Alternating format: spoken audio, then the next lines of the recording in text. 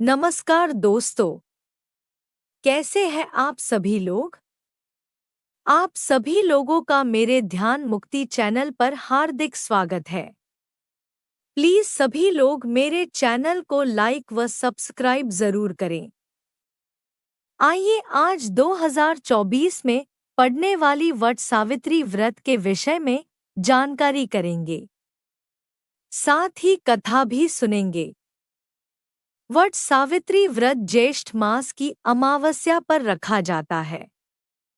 पंचांग के अनुसार इस साल 2024 में अमावस्या तिथि की शुरुआत 5 जून की शाम को 5:54 पर हो रही है।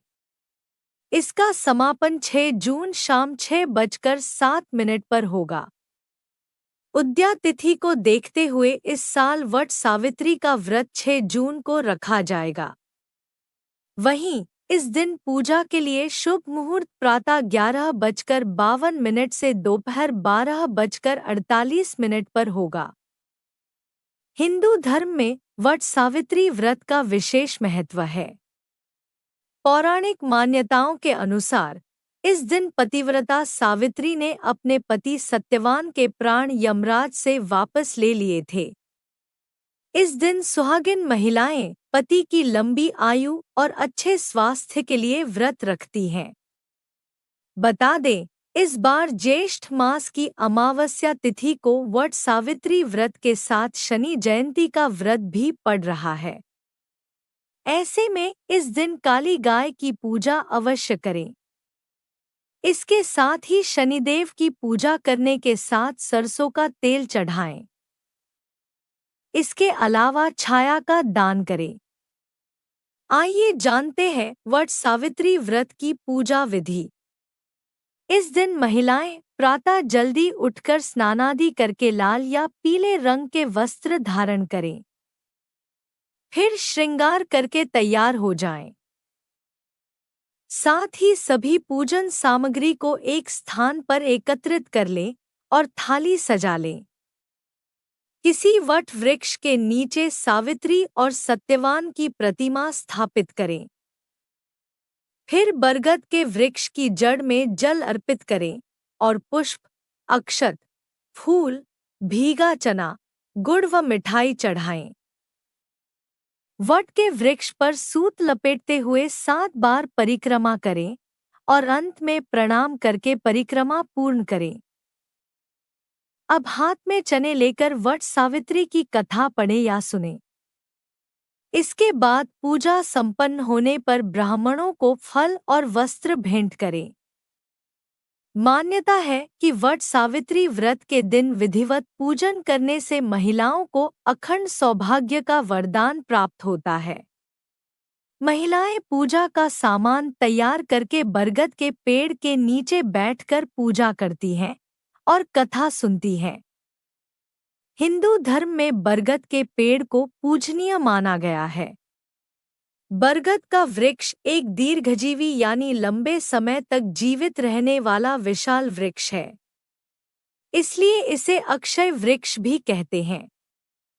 पुराणों के अनुसार वट वृक्ष में ब्रह्मा, विष्णु व महेश तीनों देवताओं का वास होता है। इसके नीचे बैठकर पूजन करने व व्रत कथा सुनने से सभी मनोकामनाएं पूरी होती हैं।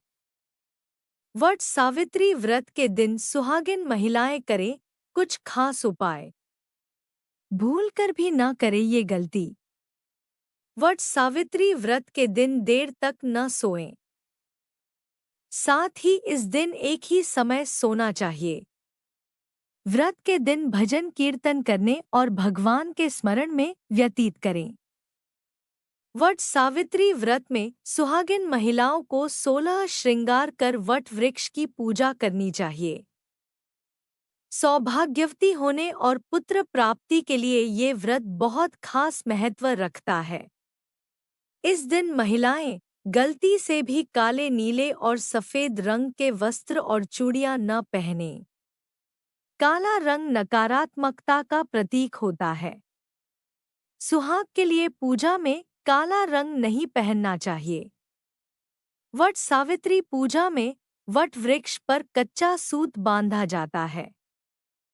शास्त्रों के अनुसार इस दिन ऐसे परिक्रमा करें कि अपना पैर किसी दूसरे को न लगे।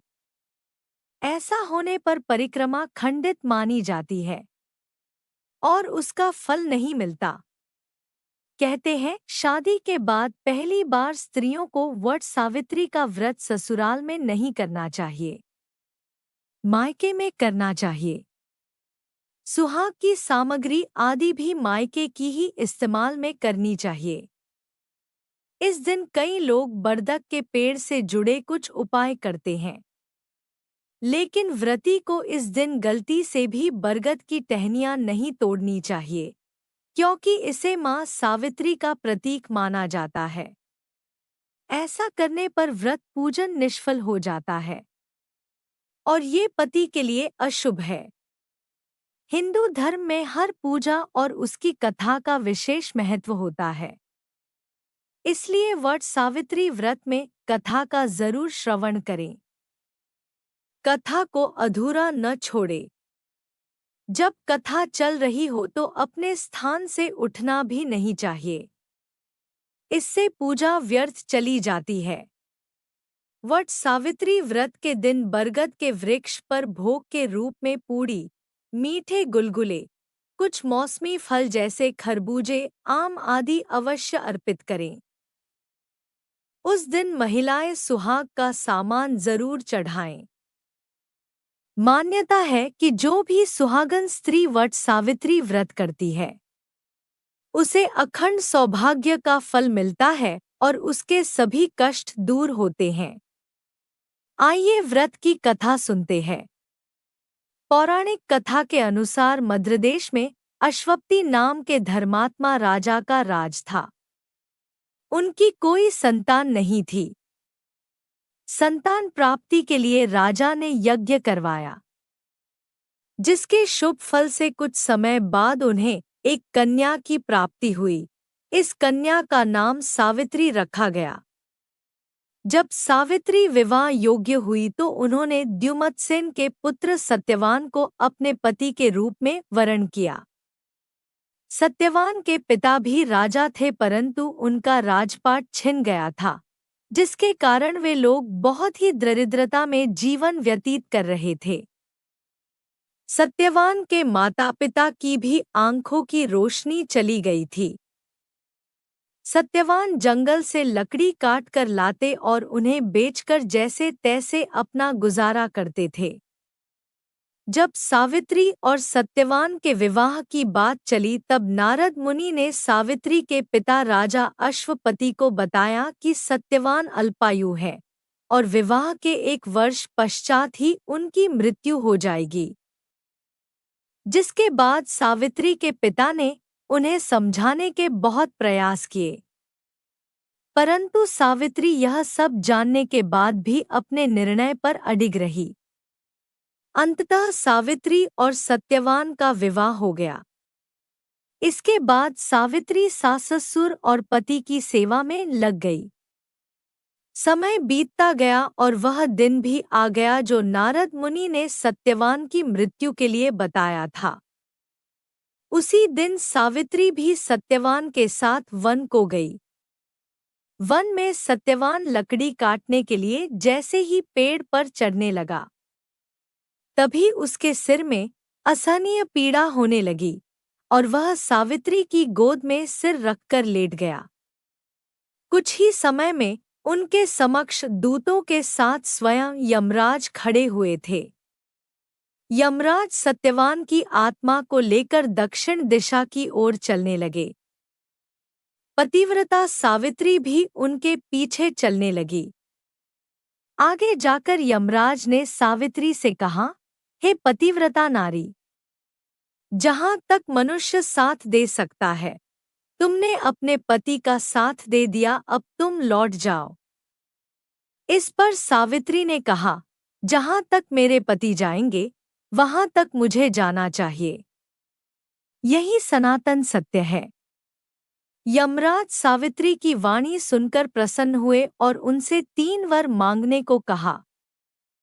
सावित्री ने कहा, मेरे सास-ससुर अंधे हैं, उन्हें नेत्र ज्योति दे। यमराज ने तथास्तु कहकर उसे लौट जाने को कहा और आगे बढ़ने लगे। किंतु सावित्री यम के पीछे ही चलती रही। यमराज ने प्रसन्न होकर पुनः वर मांगने को कहा।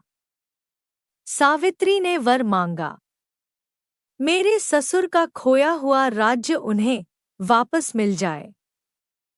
इसके बाद सावित्री ने यमदेव से वर मांगा, मैं सत्यवान के 100 पुत्रों की मां बनना चाहती हूं। कृपा कर आप मुझे यह वरदान दे। सावित्री की पति भक्ति से प्रसन्न होकर सावित्री से तथास्तु कहा। जिसके बाद सावित्री ने कहा कि मेरे पति के प्राण तो आप लेकर जा रहे हैं, तो आपके पुत्र प्राप्ति का वरदान कैसे पूर्ण होगा। तब यमदेव ने अंतिम वरदान को देते हुए सत्यवान की जीवात्मा को पाश से मुक्त कर दिया। सावित्री पुनः उसी वट वृक्ष के पास लौटी तो उन्होंने देखा कि वट वृक्ष के नीचे पड़े सत्यवान के मृत शरीर में जीव का संचार हो रहा है। कुछ देर में सत्यवान उठकर बैठ गया। उधर सत्यवान के माता पिता की आंखें भी ठीक हो गईं और उनका खोया हुआ राज्य भी वापस मिल गया। आप सभी लोगों को यह जानकारी कैसी लगी? कमेंट बॉक्स में ज़रूर बताएं। साथ ही मेरे चैनल को लाइक व सब्सक्राइब ज़रूर करें। धन्यवाद।